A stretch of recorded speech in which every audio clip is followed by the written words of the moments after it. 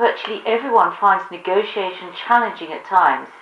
So today we're talking to Patrick Esson, who is the Managing Director of Aransa, a company that specializes in negotiation strategy and helping organizations boost performance by improving the way people negotiate. Aransa uses and teaches a method called value negotiation, which they claim enhances working relationships and produces highly profitable agreements. Patrick, lots of people offer negotiation training. What's so special about your approach? Well, it's a powerful, potent combination of sound theory and practical experience, really. Excellence in any field requires more than technique. You also need the right mental attitude.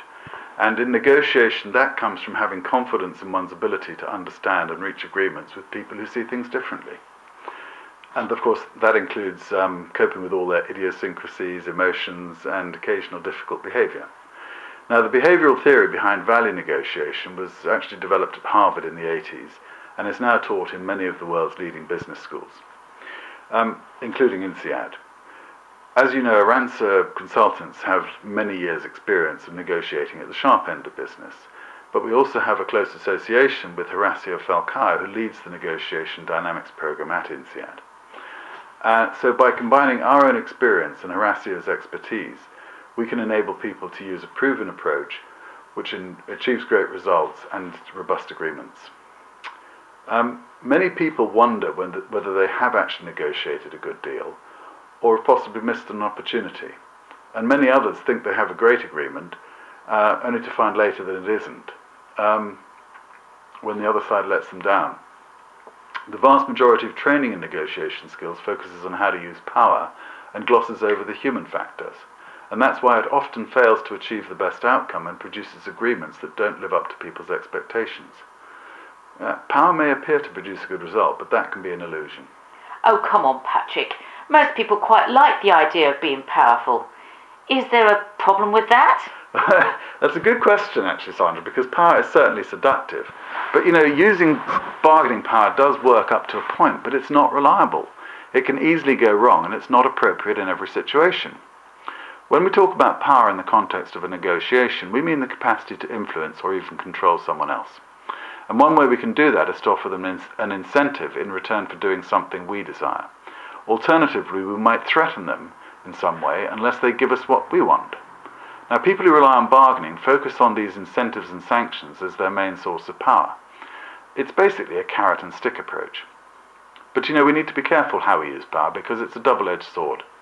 If we pursue our own interests too strongly, people are going to resist.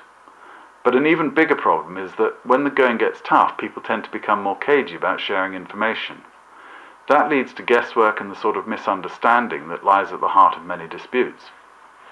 It also stifles the creativity needed to maximize value, and as you know, it's virtually impossible to make the right decision without good information.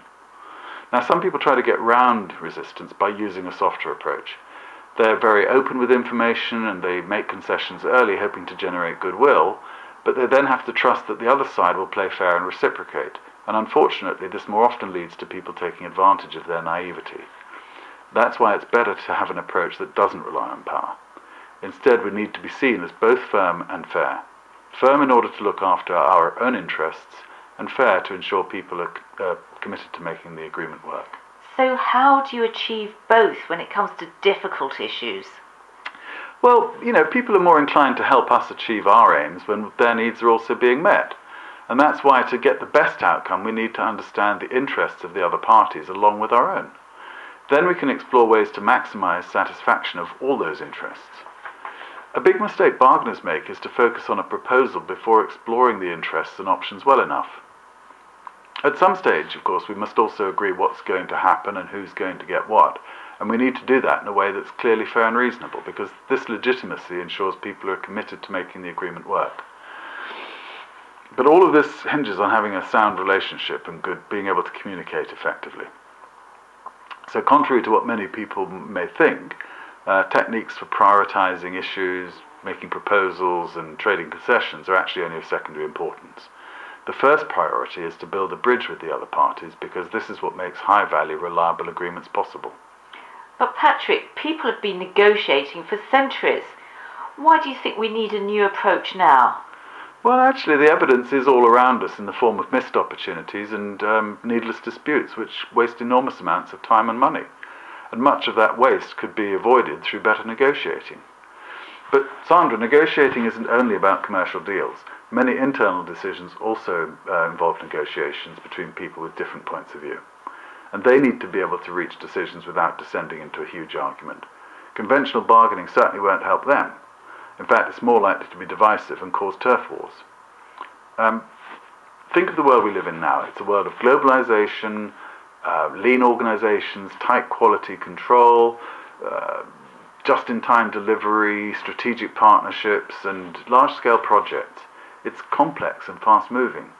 And in this environment, organizations need strong relationships and robust agreements both internally and externally. Bargaining actually came to the fore during the industrial unrest of the 70s. It's a fairly crude way to resolve a conflict and get a deal, which does the job but is not great. Ironically, its crudeness is one of the reasons we still have so many disputes in this country. And what it comes down to is that bargaining is out of date. So what is it about value negotiation that makes it so profitable? Well, it's particularly valuable for modern organizations which need those strong relationships and robust agreements. You know, people are attracted to this method for several reasons. First is commitment, because it delivers agreements that people buy into and want to make succeed. Second is it saves a lot of time, money, and stress. You know, better communication and relationships ensure that people are able to resolve issues more quickly and avoid costly disputes. Then there's the actual value itself. You know, people who use this approach know they've got a good result because it fosters creativity and makes agreements possible that power bargainers can only dream of. And finally, but not least, because it's a much more enjoyable and satisfying way to work together.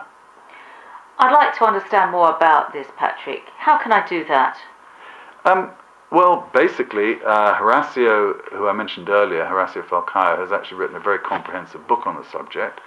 Horacio has a proven track record and is hugely popular at INSEAD. But the truth is, most people are not going to become great negotiators just by reading a book, which is why we are also offering a range of hands-on training and coaching programs in the UK.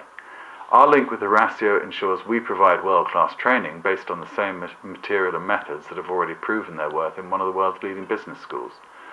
But when this is overlaid with our own concrete experience gained from many awkward negotiations, one's getting the added bonus of that. So there's more information about both the book and the training on our website. Thank you, Patrick. Thank you.